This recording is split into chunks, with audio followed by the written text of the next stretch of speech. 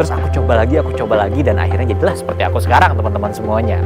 Waktu berselang, ada satu titik di mana aku merasa bahwa public speaking itu sangat penting.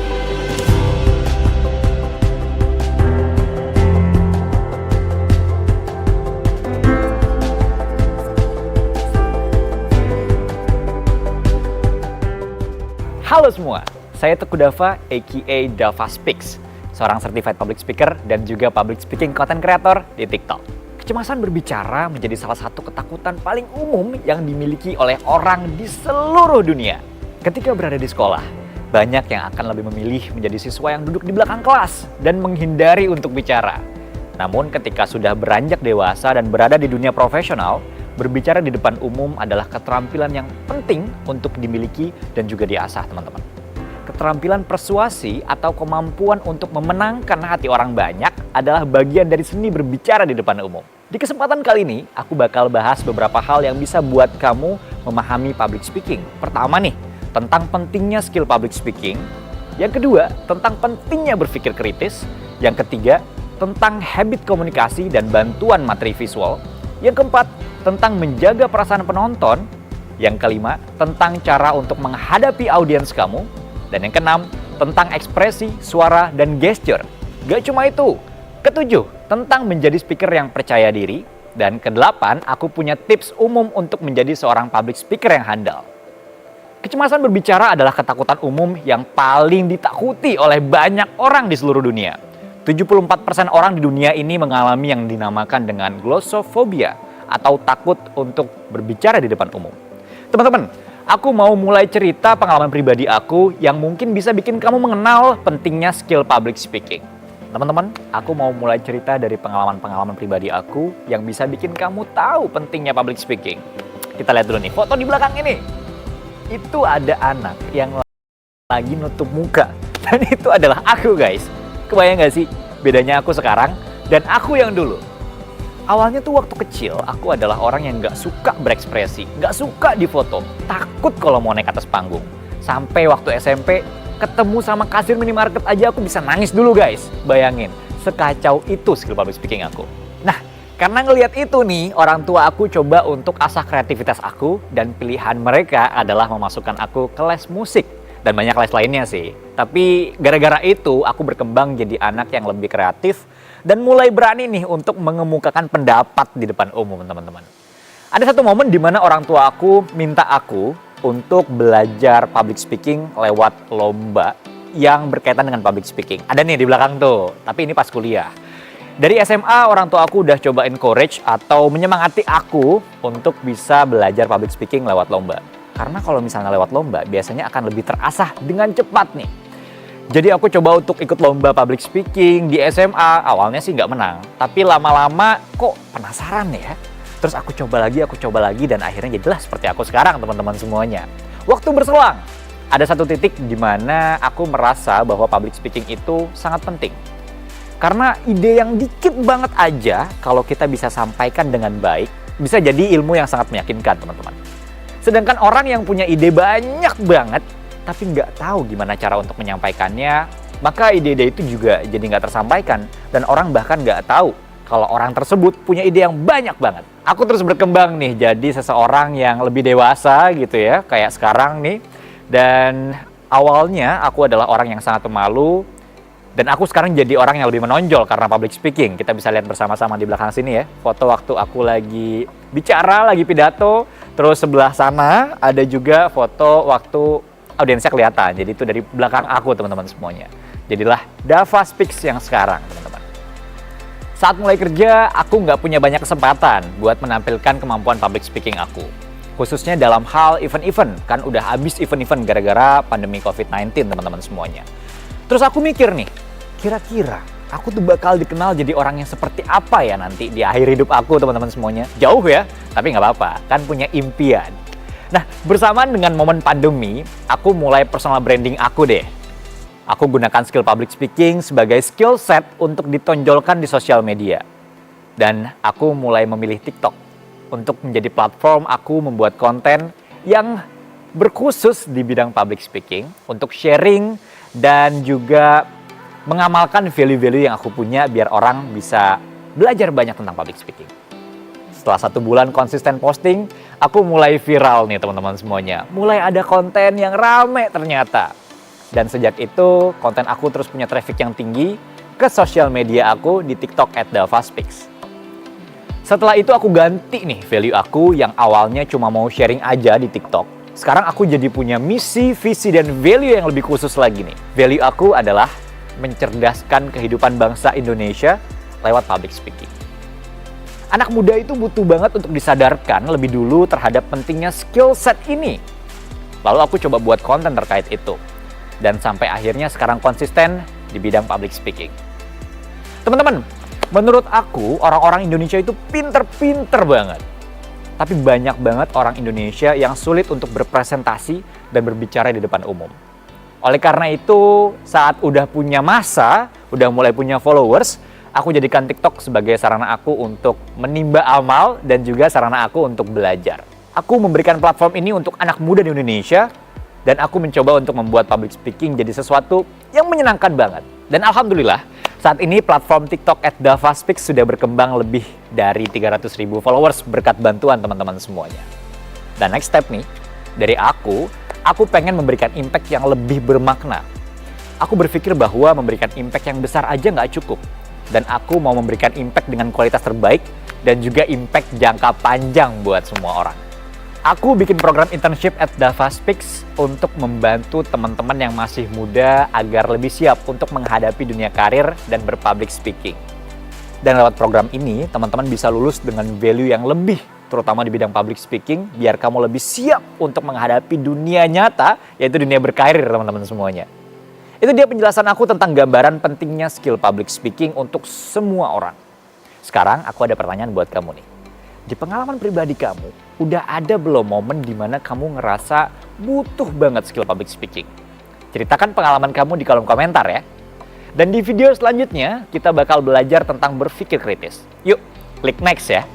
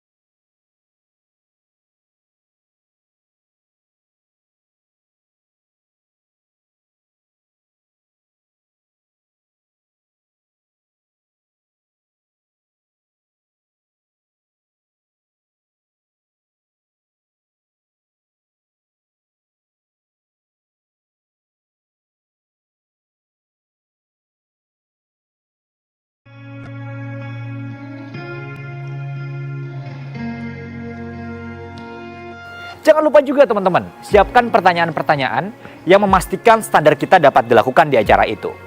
Kalau aku, biasanya akan bikin list.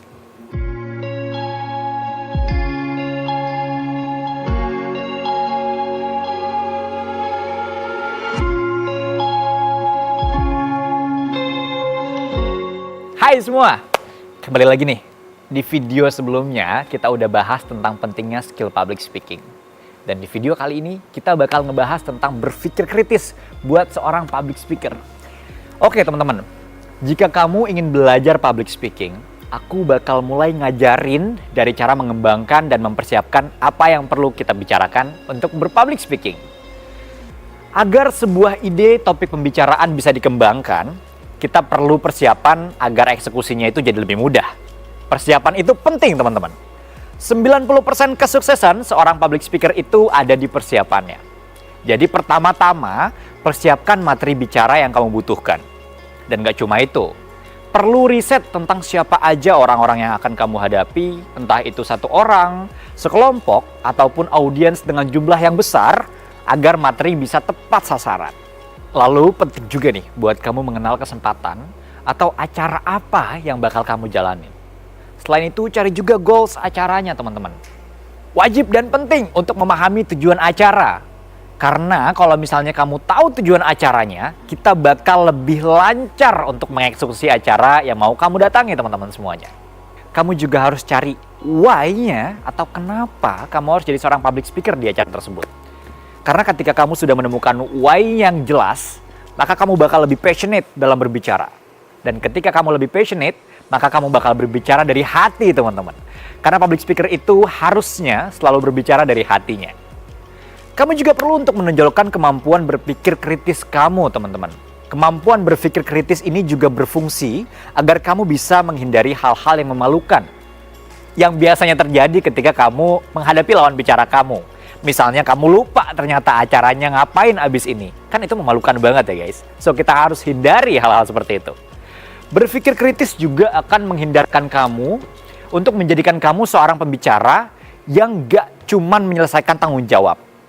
Berpikir kritis juga membuat kamu jadi seorang pembicara yang berbicara dengan passion, teman-teman. Nah, kalau kamu adalah orang yang memilih untuk berbicara untuk membuat konten, kualitas konten kamu juga dipengaruhi dari cara kamu untuk berpikir kritis. Pemikiran kamu yang kritis bisa membuat konten kamu sesuai dengan target audiens kamu. Kamu bakal lebih jeli memilih dan memilah topik yang dibutuhkan oleh audiens kamu dengan berpikir kritis sebagai seorang public speaker. Nah, kamu penasaran gak sih gimana caranya pemikiran kritis kamu bisa dimanfaatkan dalam public speaking? Aku bakal kasih tahu caranya sama kamu. Pertama-tama, cobalah belajar dari pengalaman kamu. Pelajari apa yang pernah terjadi dalam hidup kamu. Lalu pastikan kalau kamu nggak mengulang kesalahan-kesalahan yang biasa kamu lakukan ketika berkomunikasi. Contohnya lupa acara, kayak tadi aku udah sempat sebutin. Contohnya nggak menyiapkan semua kegiatannya dengan baik. Itu kan adalah kesalahan-kesalahan yang harus kita hilangkan, teman-teman. Lalu, cobalah untuk selalu menyiapkan list berisi apa-apa aja yang perlu kamu ketahui soal acara yang bakal kamu bawain. Atau materi yang mau kamu presentasiin. Jangan lupa juga teman-teman, siapkan pertanyaan-pertanyaan yang memastikan standar kita dapat dilakukan di acara itu. Kalau aku biasanya akan bikin list atau checklist yang bikin aku itu lebih pede untuk bisa mulai satu acara. Yang biasanya berisikan 10 atau 15 pertanyaan tentang acara itu. Mulai dari acaranya gimana, siapa yang bakal datang ke acaranya mulai dari jam berapa sampai jam berapa, terus kemudian dress code-nya harusnya seperti apa, orang-orang pentingnya duduk di mana. Nah, hal-hal itu kalau aku lakukan bakal bikin aku makin pede untuk eksekusi public speaking-nya. Dan yang terakhir teman-teman semua, coba selalu selaraskan apa yang dibuat oleh panitia kamu atau klien kamu atau lawan bicara kamu dengan apa yang kamu butuhkan sebagai seorang public speaker. Contohnya ketika kamu lagi nge-MC, terus kamu butuh untuk berkomunikasi secara intens dengan panitia, coba minta HT deh atau handy talkie teman-teman. Itu yang biasa aku lakuin. Oke deh, itu dia penjelasan aku tentang berpikir kritis. Dan sekarang aku ada pertanyaan lagi nih. Kebiasaan berpikir kritis seperti apa yang biasa kamu terapkan? Ceritakan di kolom komentar ya teman-teman semua. Dan di next video kita bakal ngebahas tentang habit komunikasi dan bantuan materi visual untuk berpresentasi. Klik next ya.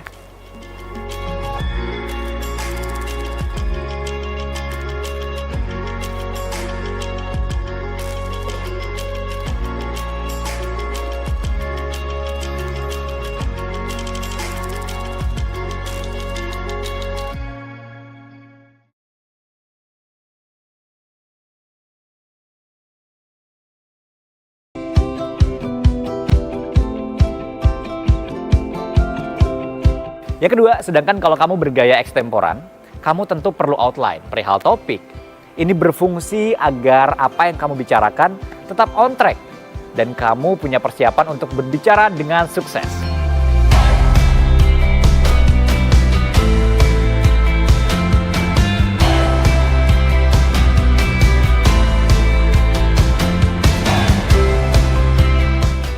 Halo semua. Di video sebelumnya kita udah membahas tentang berpikir kritis buat seorang public speaker. Dan di video kali ini kita bakal ngebahas tentang habit komunikasi dan bantuan peraga materi visual untuk seorang public speaker.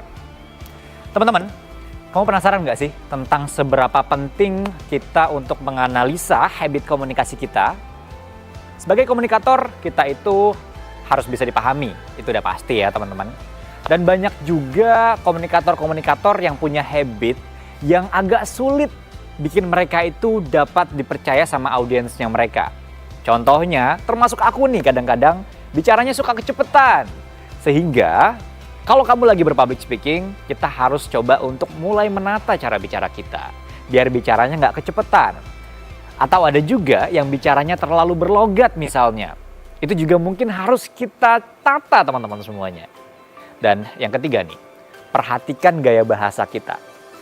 Kita perlu banget membedakan gaya bahasa sebagai seorang public speaker dan juga gaya bicara kamu sehari-hari teman-teman. Karena itu penting banget.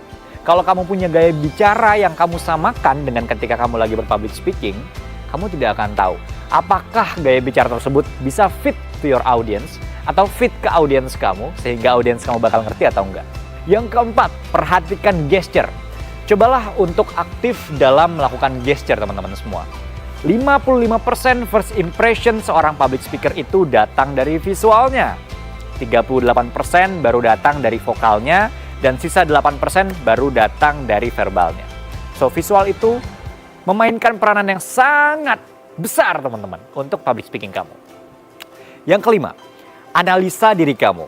Apakah kamu tipe orang yang suka motong pembicaraan orang mungkin? Kita perlu melakukan yang namanya komunikasi asertif ketika lagi berbicara.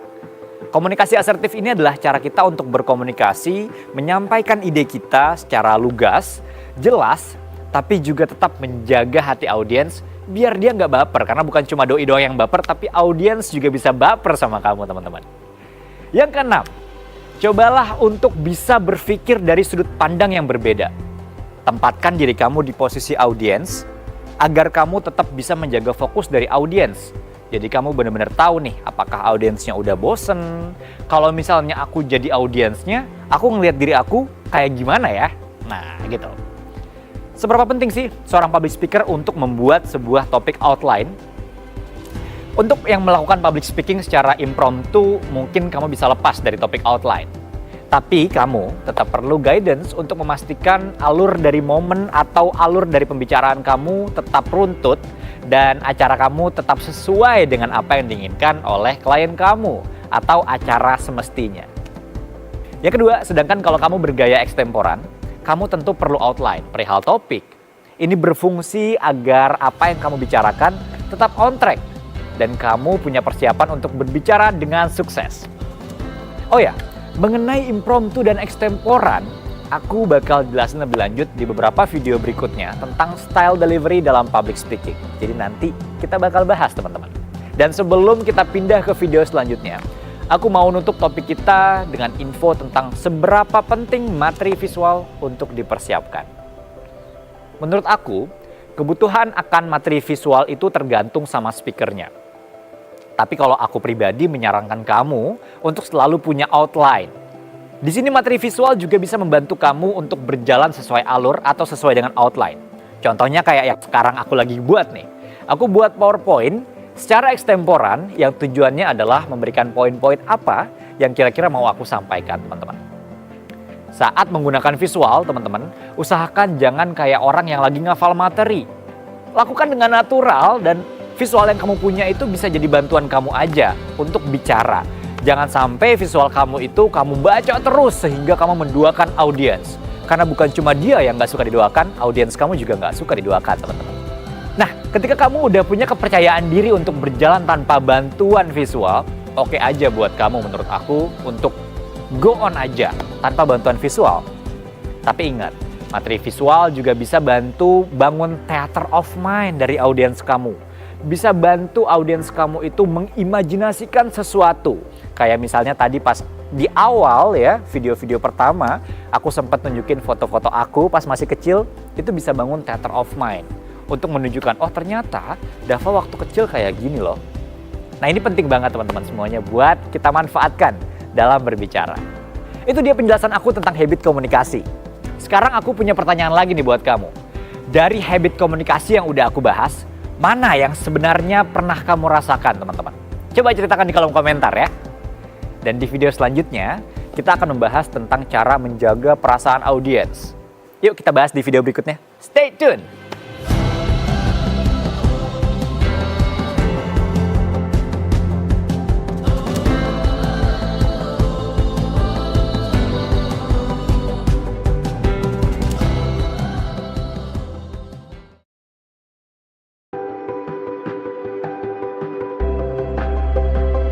bener juga ya yang disampaikan sama seorang public speaker ini.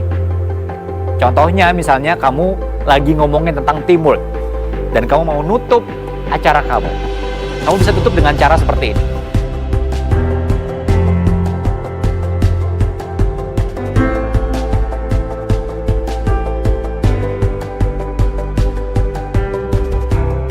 Hai semuanya, selamat datang kembali.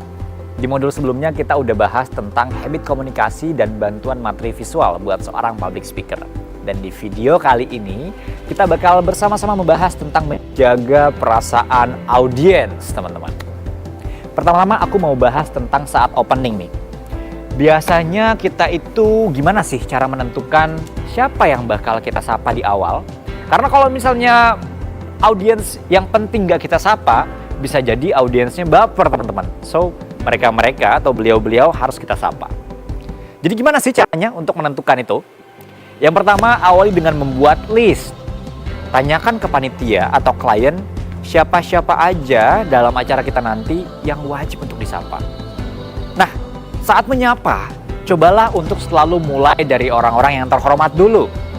Jadi kamu lihat dari list audiens, kamu list dari mulai yang terhormat sampai yang saya hormati. Jadi urutannya yang terhormat, yang saya hormati, yang saya hormati, dan yang saya hormati selanjutnya, teman-teman. Dan seperti itu sampai kamu menyebutkan nama orang-orang penting yang butuh untuk disebutkan. Dan yang paling penting selain juga menyapa nama-nama yang terhormat, itu adalah kita menyapa seluruh audiens. Karena semua audiens itu harus disapa. Nah, ngomong-ngomong, gimana sih caranya memastikan perhatian penonton kamu tetap terjaga ke kamu? Kamu bisa lakukan beberapa kali ice breaking dan semua itu bebas tergantung kreativitas kamu. Kamu bisa ngajak mereka yel-yel, nyanyi bersama misalnya, atau pantun, atau ngelawak, dan hal lain yang bikin esnya itu pecah, teman-teman. Biar bikin suasana jadi lebih cair. Nah, itu esensinya ice breaking. Tergantung kamu nyamannya mau pakai yang mana. Jadi nggak ada pakem sebenarnya, tapi gunakanlah empati. Posisikan diri kamu seperti audiens kamu. Lihat apa yang dilakukan sama audiens. Apakah audiens kamu fokus atau nggak fokus sama apa yang sedang dibicarakan sama kamu? Kalau mereka nggak fokus, lakukan ice breaking. Kalau mereka fokus, itu berarti bagus bahwa kamu adalah seorang public speaker yang bisa menjaga fokus audiens kamu dari awal sampai akhir. Terus saat closing, teman-teman semua, gimana caranya untuk bikin penonton punya respon yang menjadikan kita punya remarkable closing? Gak cuman soal closing sebenarnya, tapi opening juga. Karena konsepnya mirip-mirip antara opening dan juga closing, teman-teman. Kita bisa gunakan metode QPQ, yaitu quotes, pantun, dan question, teman-teman semua. Remarkable closing itu usahakan untuk selalu membuat audiens itu mengingat kata-kata terakhir yang kita sampaikan. Kata-kata terakhir yang kita sampaikan di satu acara itu harus membuat audiens itu terpana dan merasa bahwa benar juga ya yang disampaikan sama seorang public speaker ini. Contohnya misalnya kamu lagi ngomongin tentang teamwork dan kamu mau nutup acara kamu. Kamu bisa tutup dengan cara seperti ini.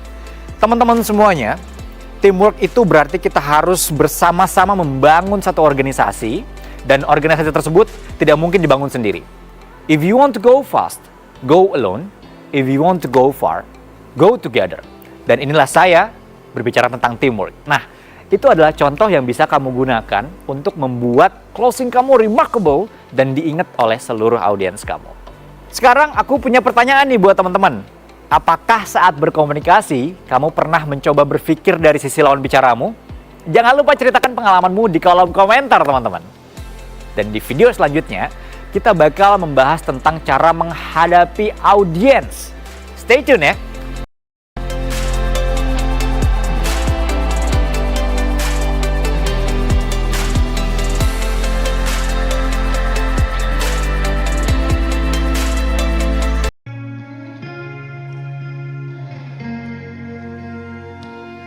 Kalau menurut aku, kita akan lebih mudah diterima sama audiens ketika menggunakan conversational style. Karena audiens biasanya akan menganggap speaker adalah temannya mereka.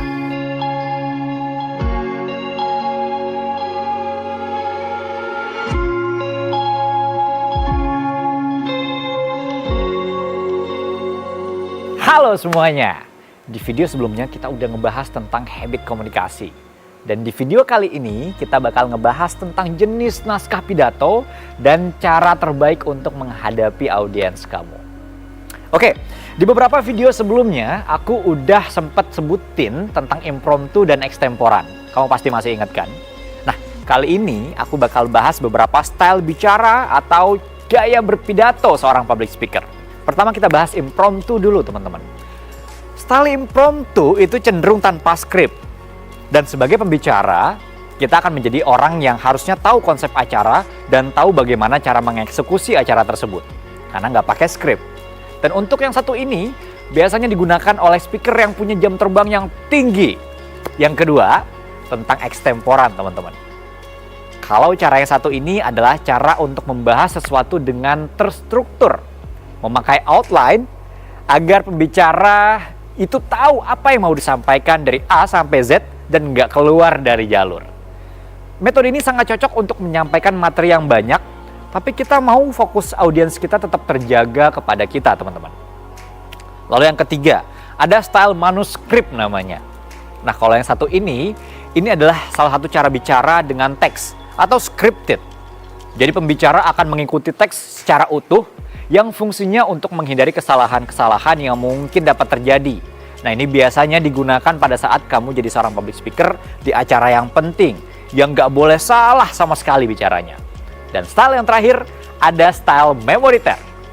Kalau gaya yang satu ini memakai naskah yang ditulis dan disampaikan berdasarkan hafalan kamu.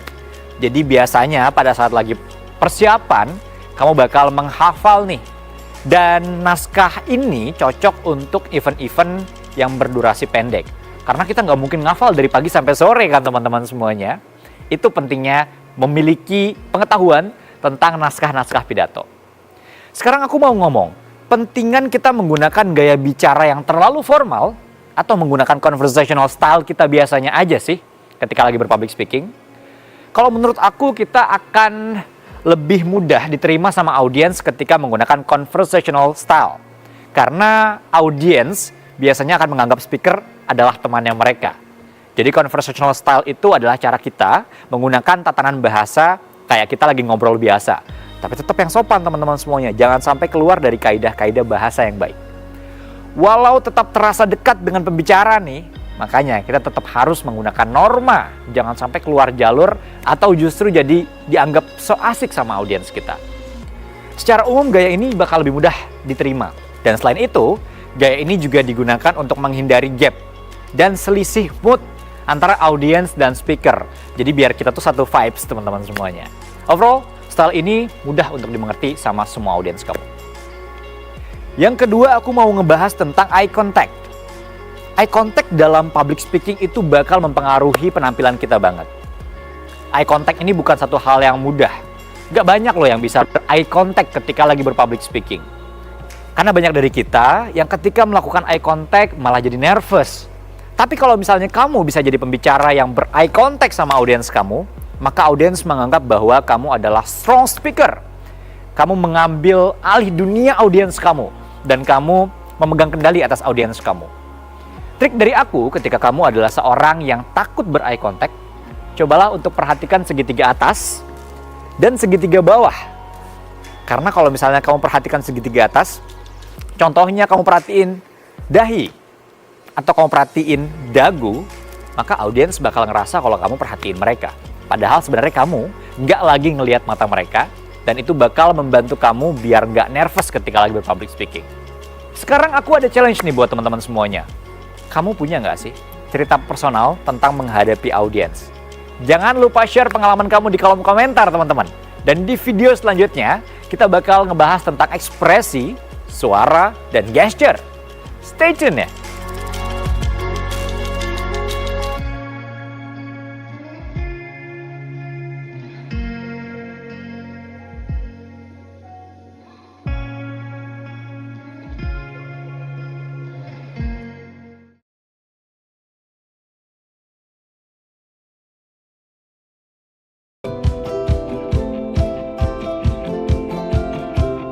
Apakah suara raw boleh dikeluarkan atau suara asli kita boleh dikeluarin atau enggak sih sebenarnya? Kalau menurut aku, depends sama kenyamanan public speakernya. Kalau public speakernya itu nyaman mengeluarkan suara aslinya, yang justru bakal jadi karakteristiknya mereka, maka gunakan aja.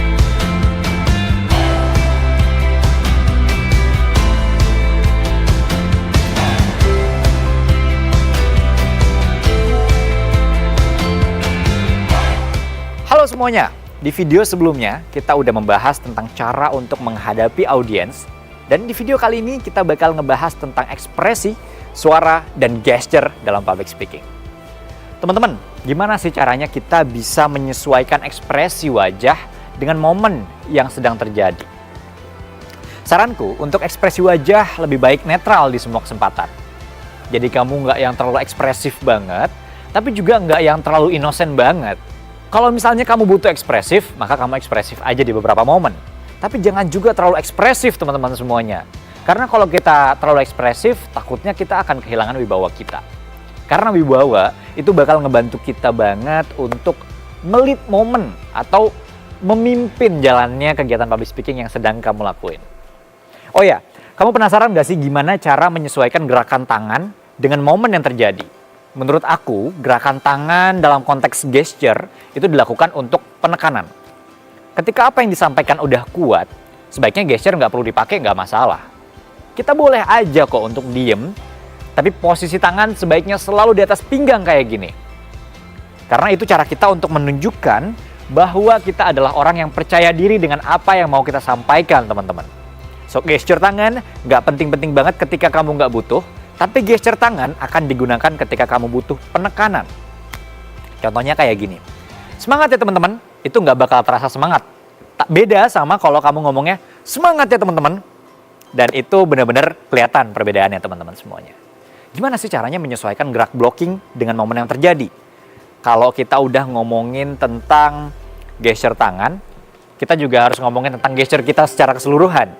Termasuk penggerakan kita di atas panggung teman-teman semua. Dan sekarang gimana caranya untuk blocking panggung yang baik sebagai seorang public speaker? Yang pertama yang mau aku disclaim ke kamu itu adalah, ini disclaimer ya, kamu harus sesuaikan dengan level formalitas acara kamu. Ketika acaranya informal, cobalah lakukan inisiatif untuk berpindah. Tapi lakukan dengan natural, jangan loncat-loncat. Karena loncat-loncat bakal bikin kamu kehilangan wibawa teman-teman. Dan pastikan juga kamu itu tetap mudah untuk dideteksi oleh orang walaupun kamu berpindah. Jadi jangan juga ketika kamu lagi berpindah, kamu pindahnya lari-lari. Sampai akhirnya audiens kamu bingung, pembicaranya ada di mana sih? Dan yang paling penting, jangan pernah memunggungi audiens kayak gini teman-teman. Karena kalau misalnya kamu memunggungi audiens terlalu lama, maka audiens tuh bakal ngerasa dicuekin.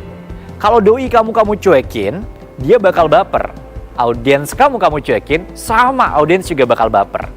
Jadi kalau misalnya kamu terpaksa harus memunggungi audiens kamu, coba untuk lakukan dengan waktu yang sesedikit mungkin.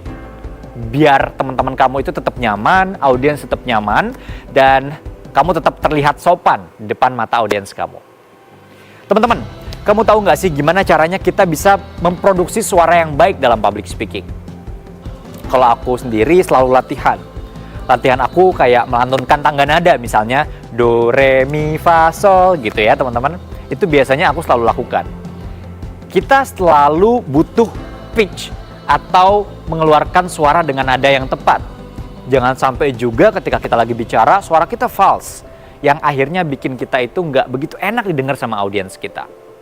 Selain dari tangga nada tadi, kamu juga bisa produksi suara kamu sesuai dengan jenis acara teman-teman. Kalau acaranya formal, kamu contoh kayak gini ya. Kamu akan gunakan nada do dan re. Selamat pagi Bapak dan Ibu semuanya, kembali lagi bersama dengan saya, Teguh Dava. Itu kalau acaranya formal. Nah kalau acaranya informal, kamu bisa gunakan nada sol, la, si, do. Contohnya gini.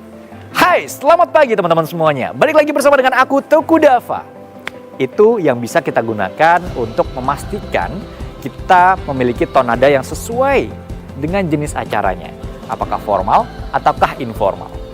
Dan yang terakhir, penting banget untuk kamu melatih stabilitas nada kamu dengan cara seperti ini yang biasanya aku lakuin. Aku bakal menahan satu nada dan aku record biasanya untuk memastikan apakah nada tersebut stabil atau naik turun. Itu akan berbeda dengan ketika kamu masih naik turun, cobalah untuk memiliki suara yang lebih stabil. Itu perlu latihan, teman-teman. Saat ini dalam public speaking banyak banget dari kita yang justru memilih mengeluarkan suara yang raw atau mentah supaya punya ciri khas. Pertanyaannya adalah, apakah suara raw boleh dikeluarkan atau suara asli kita boleh dikeluarin atau enggak sih sebenarnya? Kalau menurut aku depends sama kenyamanan public speakernya. Kalau public speakernya itu nyaman mengeluarkan suara aslinya yang justru bakal jadi karakteristiknya mereka, maka gunakan aja. Tapi kalau misalnya kamu merasa kurang nyaman, coba untuk cari suara yang lebih fit dengan gaya acaranya dan juga fit atau bisa kamu terapkan dalam acara tersebut. Selain itu, kepercayaan diri juga jadi penentu kamu, teman-teman. Kalau kamu memang pede banget menggunakan suara yang raw, ya udah, sikat aja nggak apa-apa. Tapi kalau kamu nggak pede untuk mengeluarkan suara raw kamu, maka kamu coba untuk berlatih mengeluarkan suara yang bisa diolah. Atau suara kamu coba olah dulu, disesuaikan seperti tadi kayak ton nadanya dan disesuaikan sama jenis acaranya. Oh ya, seberapa penting sih sebenarnya pemanasan sebelum sesi bicara dimulai? Ini penting banget sih sebenarnya, teman-teman. Pemanasan itu bukan satu hal yang harus terstruktur banget kalau menurut aku. Yang penting kamu bisa memperjelas artikulasi kamu, mencoba memainkan intonasi kamu, dan juga meregangkan otot kamu ketika lagi berbicara. Contohnya kayak gini ya. Untuk melatih artikulasi, aku biasa gunakan berbicara dengan huruf vokal, tapi dengan nada yang ditekan. Contohnya gini. A, I, U, E, O. Itu aku akan melatih artikulasi aku. Setelah itu, untuk intonasi, aku biasa akan berlatih dengan memberikan pertanyaan dan memberikan jawaban pada diri aku sendiri. Pertanyaan akan aku sampaikan dengan nada yang tinggi, dan jawaban akan aku sampaikan dengan nada yang rendah. Contohnya gini. Teman-teman, kamu tahu nggak sih apa itu public speaking? Pasti tahu kan? Teman-teman, kamu tahu nggak sih 1 tambah 1 berapa? Pasti 2, teman-teman. Nah, itu adalah contoh untuk bisa memainkan intonasi yang bisa kamu gunakan. Dan yang terakhir, otot muka juga harus dilatih. Contohnya kayak gini ya. Kamu bisa untuk lakukan peregangan ini, jangan dipaksa tapi dinetralkan atau dinyamankan otot-otot muka kamu, karena mungkin otot muka kamu itu tegang, teman-teman. Aku biasa akan buka mulut aku seperti ini. Dan gak usah banyak-banyak. Yang penting kita merasa netral, merasa aman, merasa nyaman, dan merasa confident dengan pemanasan yang sudah kita lakukan. Itu cukup. Yang penting pede pada saat lagi eksekusi. Dan sekarang aku punya challenge nih buat teman-teman semuanya. Dari tips-tips yang udah aku sampaikan, kira-kira ada nggak yang pernah kamu coba? Dan jangan lupa share di kolom komentar sekarang juga, teman-teman. Dan di video selanjutnya kita akan membahas tentang menjadi seorang speaker yang percaya diri. Stay tune ya!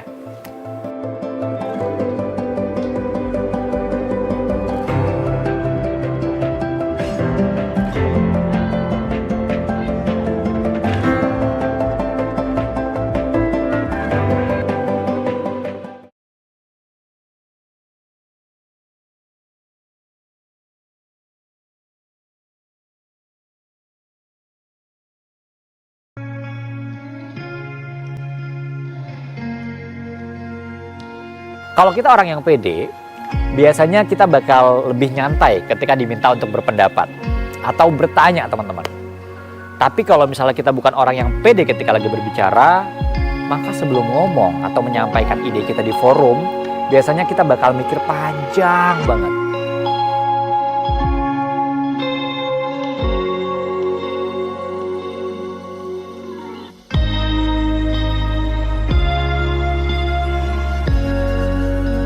Halo semuanya, di modul sebelumnya kita udah bahas tentang ekspresi, suara, gesture, dan juga naskah dalam public speaking.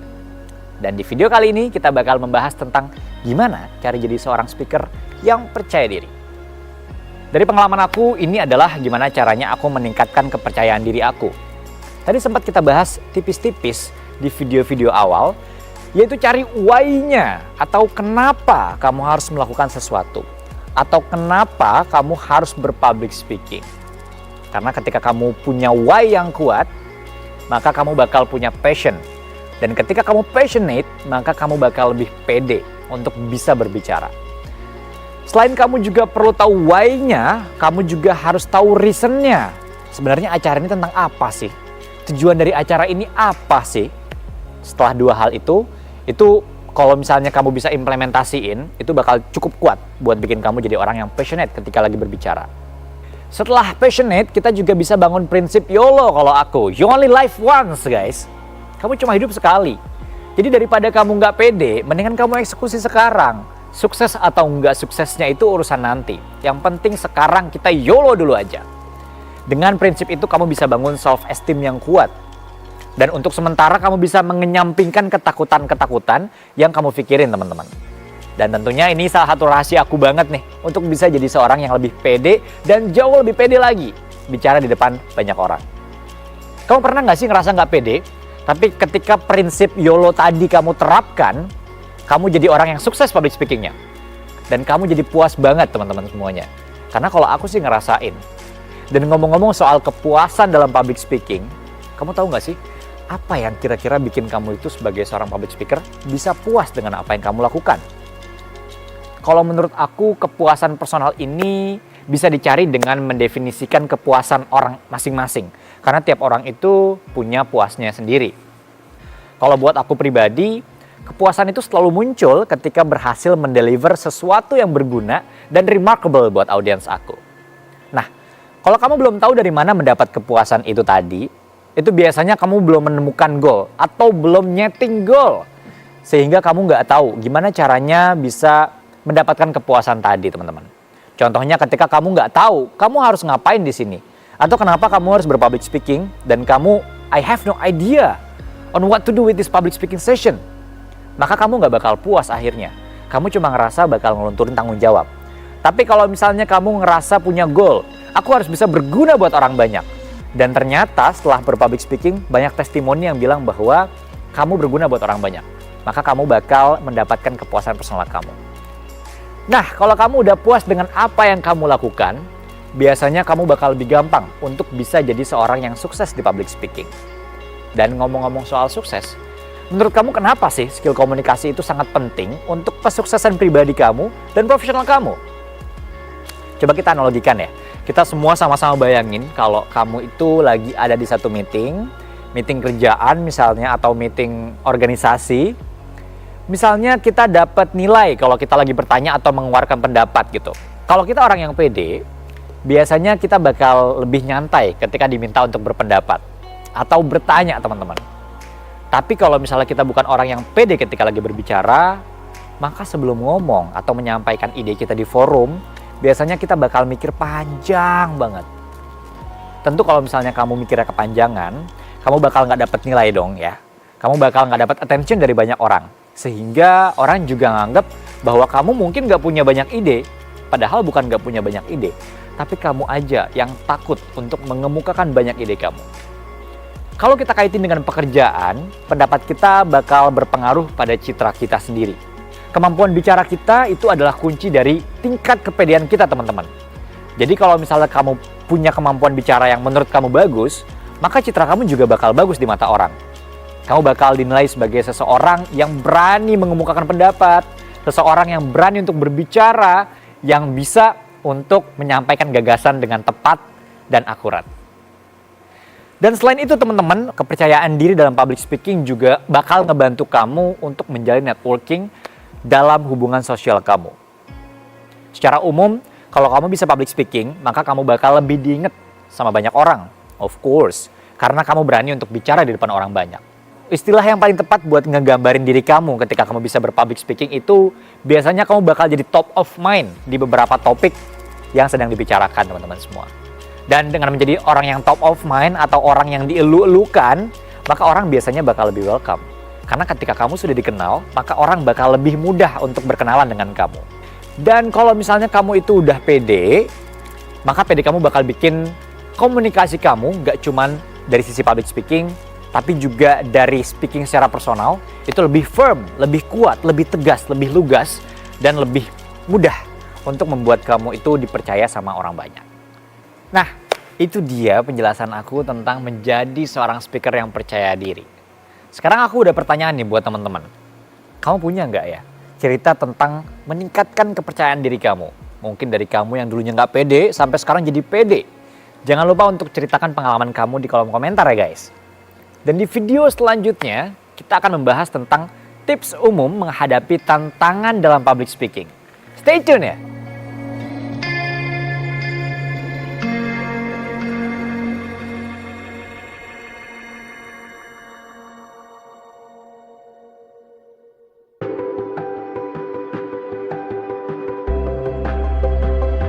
Jadi sebelum saya yang jawab, saya akan ajak Mbak yang di sana untuk menjawab pertanyaan ini. Mbak, menurut Mbak kira-kira public speaking itu apa sih? Nah, itu yang biasa bisa kita lakukan. Praise audience, tanyakan sama audience lain.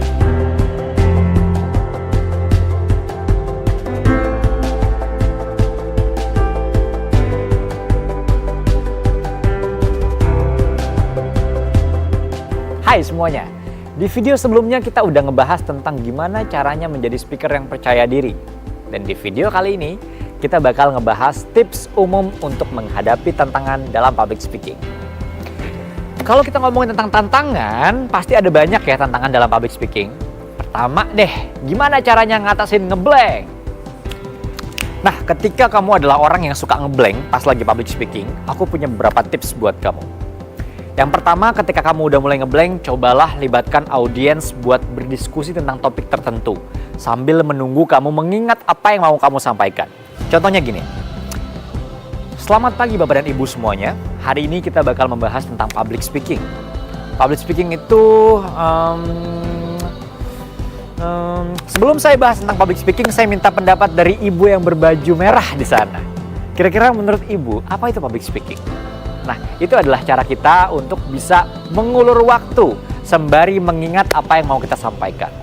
Dan kalau sudah ingat, bisa kita bungkus teman-teman semuanya kalimat yang disampaikan sama Ibu berbaju merah tadi ke teori yang mau kita sampaikan, gitu. Kalau misalnya kamu memang orang yang mudah ngeblank, kamu bisa gunakan style extemporan sebetulnya, yang udah pernah aku jelasin di video-video sebelumnya. Tapi teman-teman, ketika kita lagi ngajak ngobrol sama audiens dan ternyata nggak ketemu poin apa yang mau kita sampaikan, nah kita bakal jadi nervous banget nih.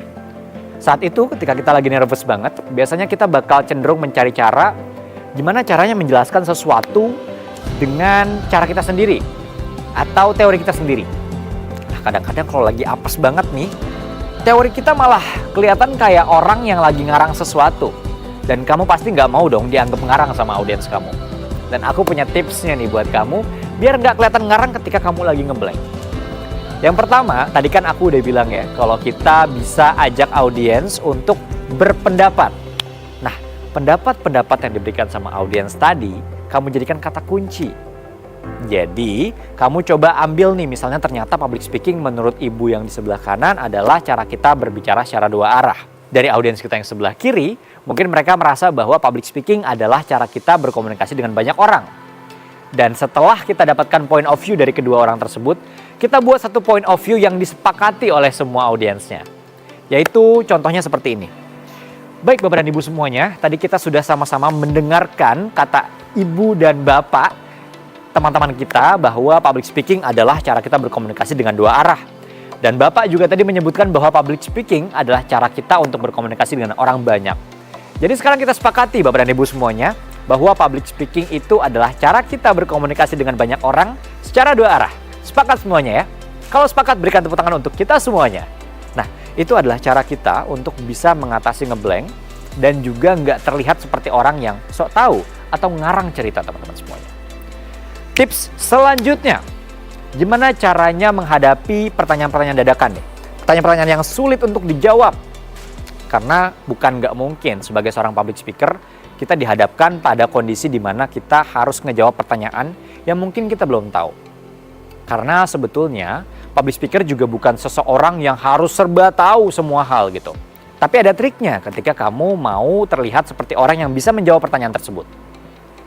Yang pertama, harus kamu tanamkan dalam diri kamu, salah atau nggak tahu bukan berarti kamu itu gagal dalam berpublic speaking. Kalau misalnya seandainya kamu benar-benar nggak tahu jawabannya apa, maka kamu gunakan dua skenario ini. Pertama, praise audiens kamu. Puji audiensnya dulu. Ajukan pertanyaan yang didapat ke penonton yang lain. Misalnya ya, ada audiens yang nanyain pertanyaan, apa itu public speaking?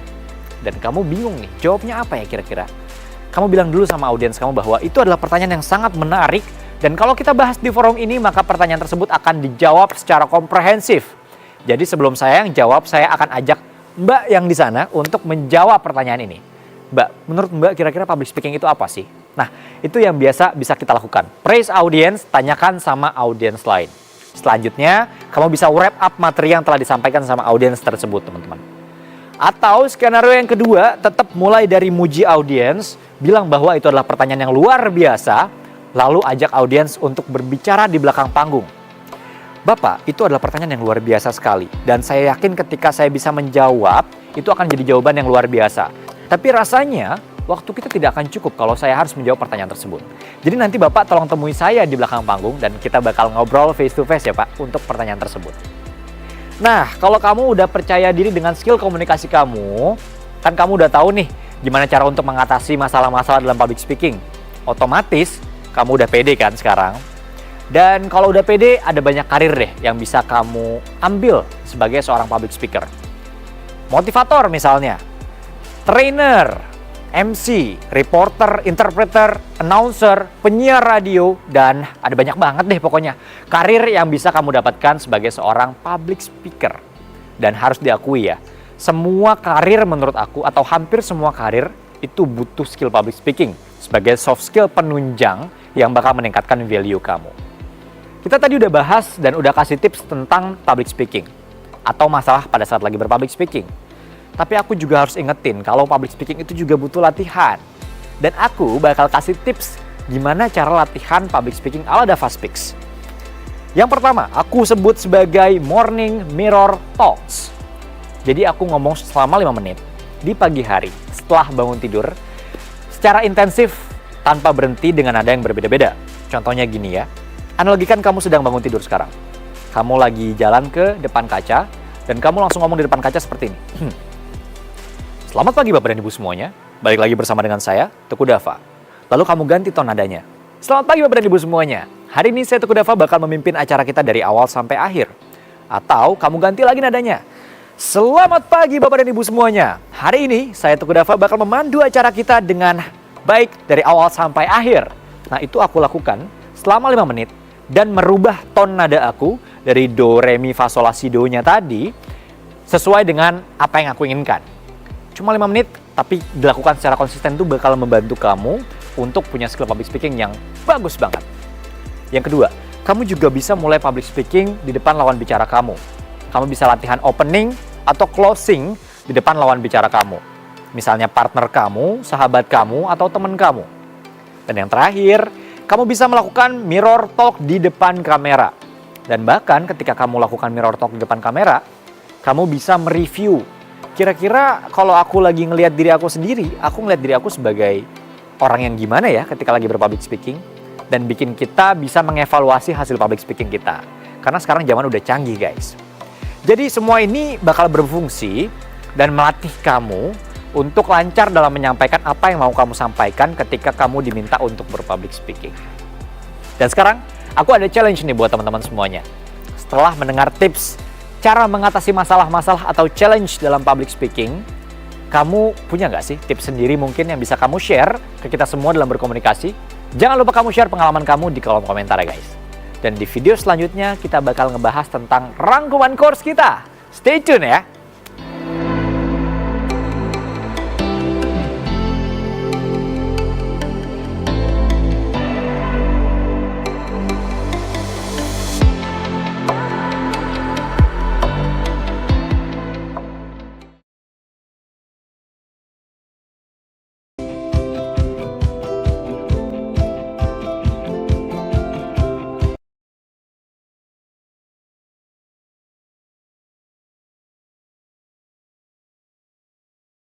Untuk hal satu ini, kamu perlu terus menyesuaikan dengan kondisi audiens kamu. Most of the time, kamu harus jadi orang yang ekspresinya sesuai dengan acara yang mau kamu sampaikan.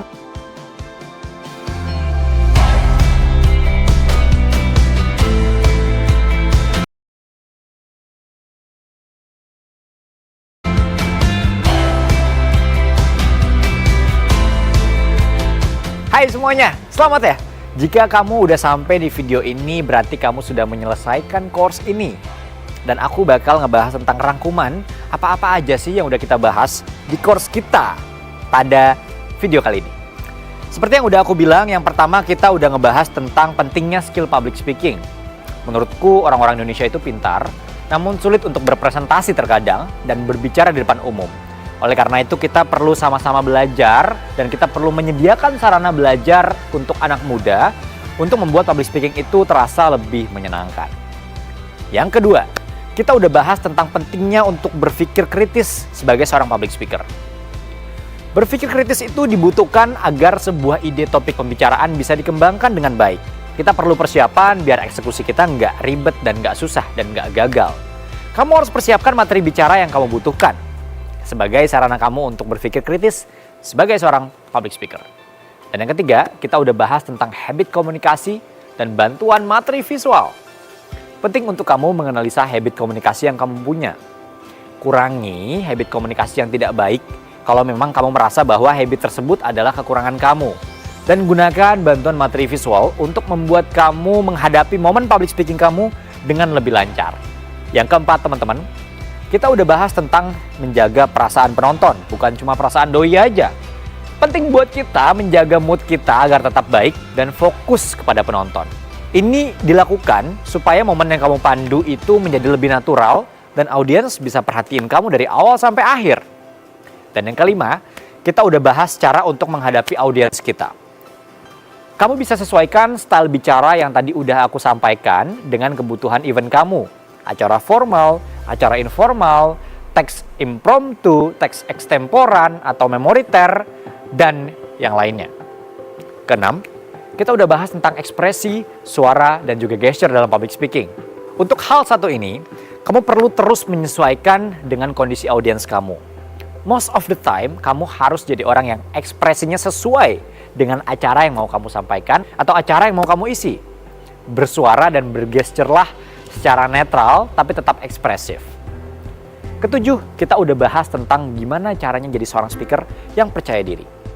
Usahakan untuk terus menemukan why, untuk mendapatkan reason agar menjadi seorang yang passionate. Kedelapan, kita udah bahas tips umum untuk menjadi seorang public speaker. Tips yang aku sampaikan di video sebelumnya datang dari pengalaman-pengalaman aku, guys. Jadi aku harap kamu bisa mengimplementasikan tips-tips yang udah aku berikan supaya public speaking kamu itu bisa lebih lancar dan bisa membuat kamu lebih mudah untuk berkarir sebagai seorang public speaker. You can speak well if your tongue can deliver the message of your heart, kata John Ford. Kamu harus belajar untuk berbicara dari hati. Karena ketika kamu bisa berbicara dari hati, maka audiens bakal merasa bahwa kamu adalah orang yang tulus sebagai seorang speaker. Public speaking itu belajarnya kayak naik anak tangga. Harus satu-satu, harus pelan-pelan. Tapi orang-orang yang konsisten lah yang bakal sampai di puncak. Saya Teguh Dava, seorang certified public speaker dan public speaking content creator. Ini adalah kunci berkomunikasi dengan mantap.